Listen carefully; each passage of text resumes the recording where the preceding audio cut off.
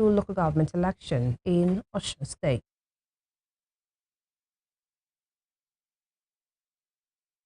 And on the foreign scene, 3 Israeli hostages released by Hamas reunite with family members. Good evening. This is News at 7 on West Spring Television. My name is Tomilola Daniel. The Nigerian National Petroleum Company Limited, NNPCL, has denied claims that it sells substandard petrol with a high burn rate. In a statement on Saturday by spokesperson Olufemi Shuneye, the NNPCL said it was reacting to a viral video claiming that its petrol does not last long in fuel tanks. A video recently surfaced online where a content creator claimed he bought a liter of Dangote petrol from MRS filling station in Alapere, Lagos at 925 naira, and the same liter at NNPC in Ojodubega at the range of 945 naira.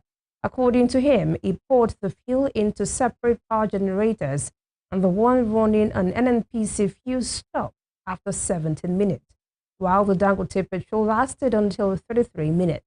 But the NNPCL said the petrol purchased from its filling station was from the Dangote refinery.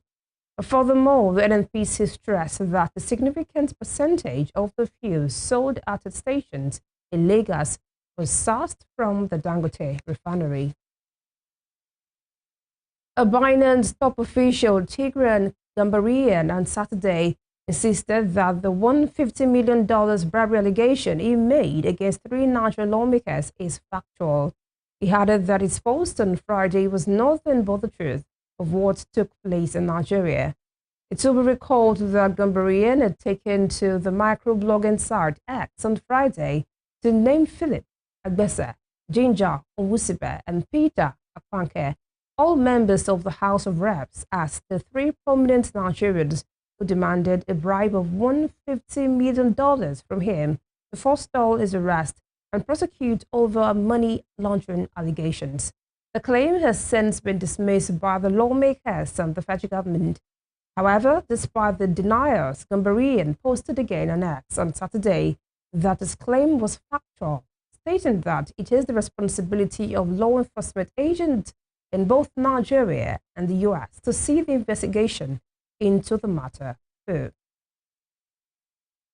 Meanwhile, former Senator Ben Murray Bros has challenged Tigran Gambarian, an executive of Binance Holdings Limited, to undergo lie detector over bribery allegations against Nuhu Ribadu.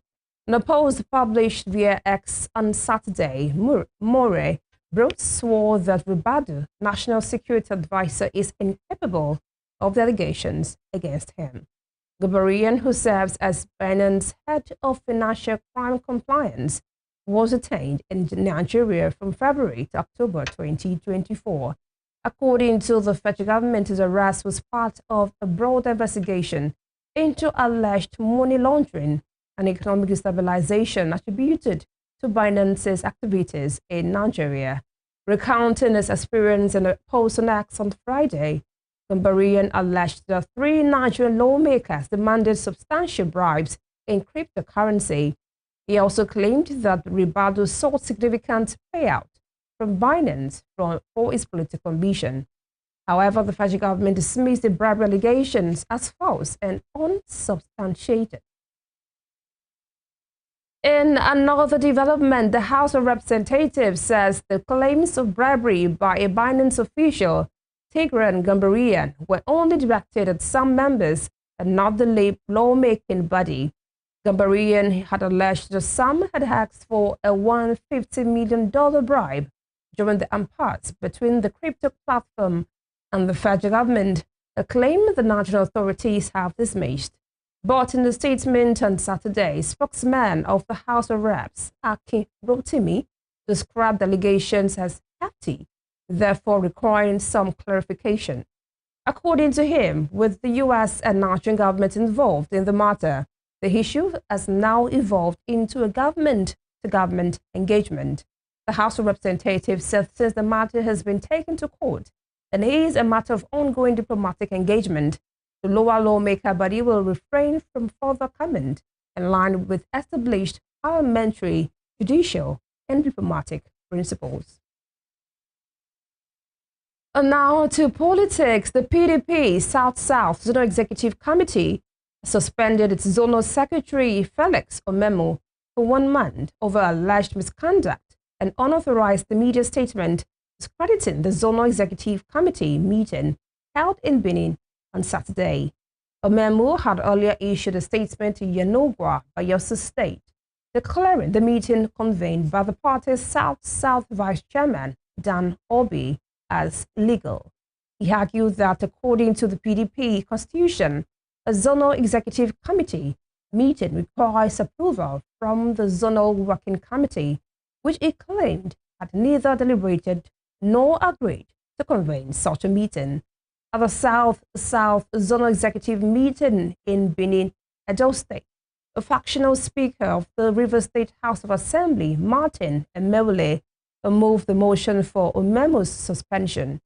Emewule accused Omemo of misconduct, breach of trust, and fostering division among members. Following the suspension, PDP zonal legal advisor George Turner was immediately appointed to function as the acting zonal secretary.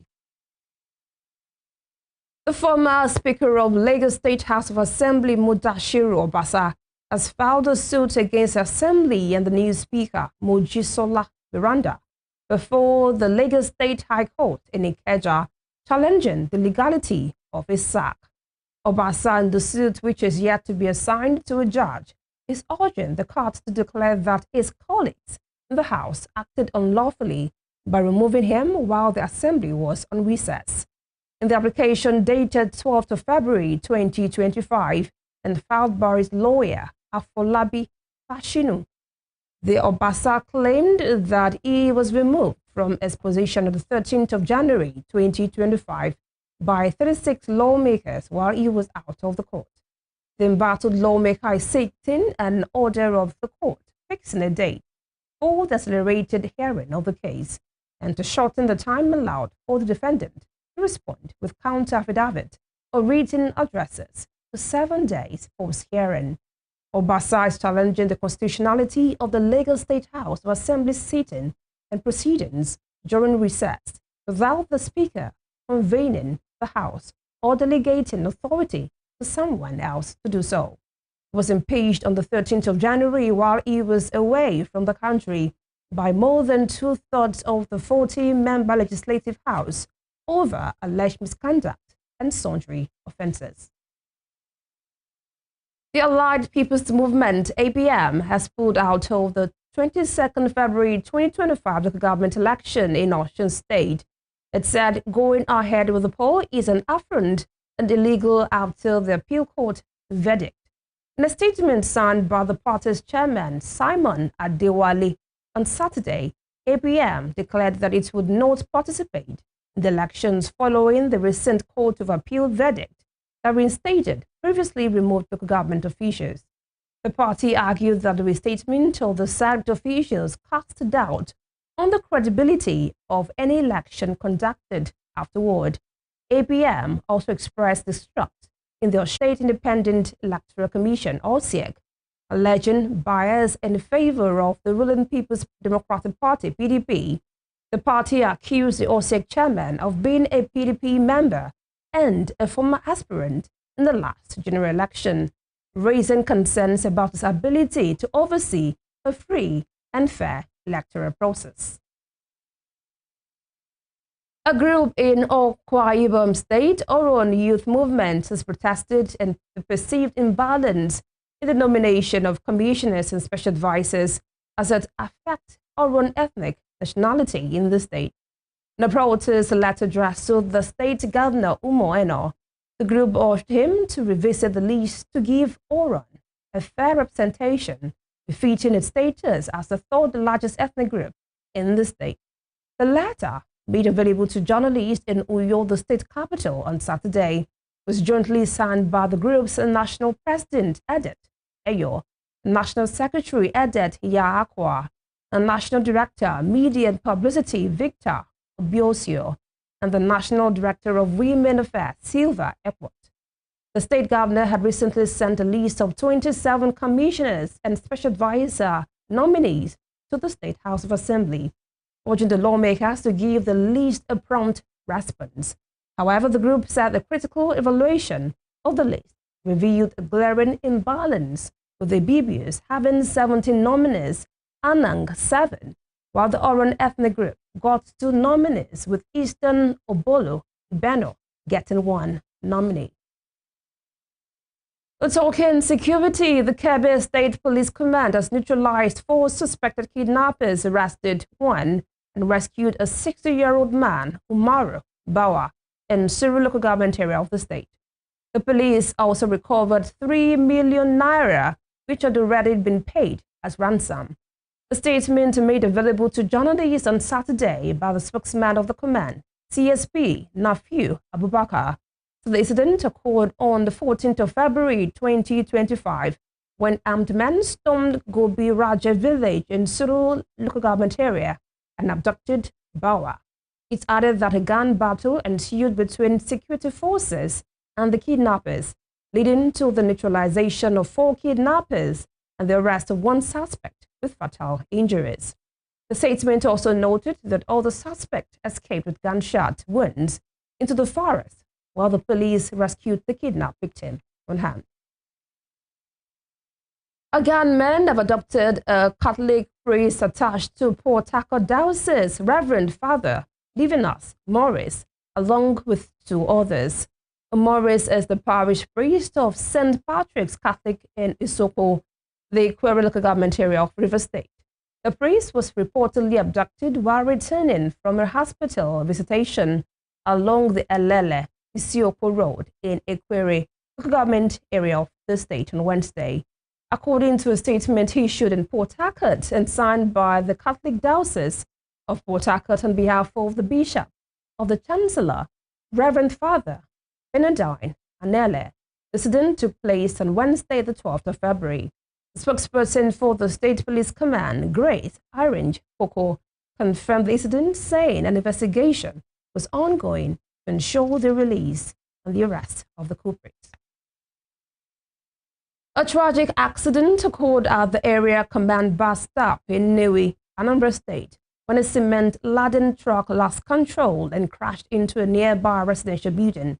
The devastating incident occurred late Friday, claiming the lives of multiple family members, with reports suggesting at least 5 fatalities.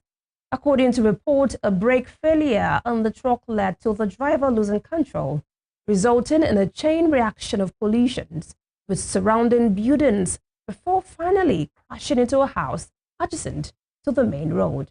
Confirming the incident on Saturday, spokesperson for the Anambra State Federal Road Safety Corps Command, Margaret Onabe, said the crash occurred late on Friday and promised to gather more details from FRSC personnel at the scene.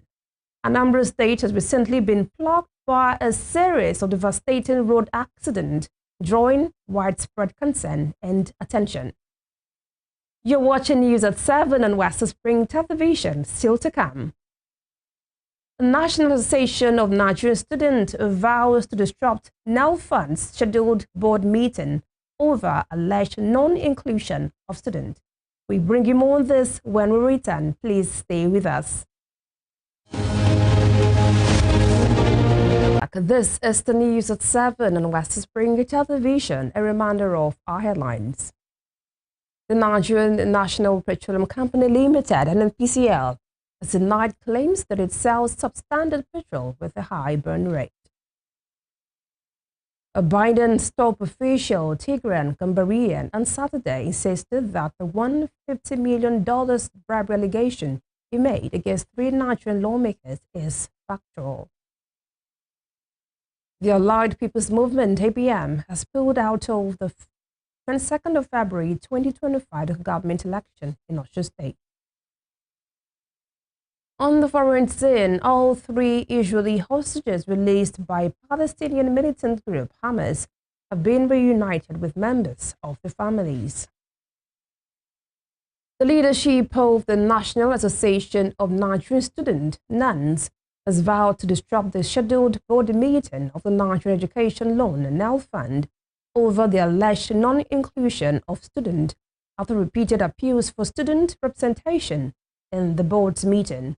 The president of NANS, Loki Monefe, specifically warned the NEL Fund management that the scheduled board meeting on Monday will not be held, as NANS would mobilize en masse to ensure that no meeting holds unless the student representation is secured. The student body conveyed this in a letter addressed to the managing director of NEL Fund, Akintunde Sawyer, and copied to the chairman of NEL Fund, Jim Ovie. The statement noted that the National Association of Nigerian Students, as the apex student body representing over 50 million students across the country, will not stand idly by while critical decisions affecting student future are made in their absence. The NANS argued that as the primary stakeholders and direct beneficiaries of the Nigerian Education Loan Fund, it is completely unacceptable that students are sidelined from deliberations that shape the administration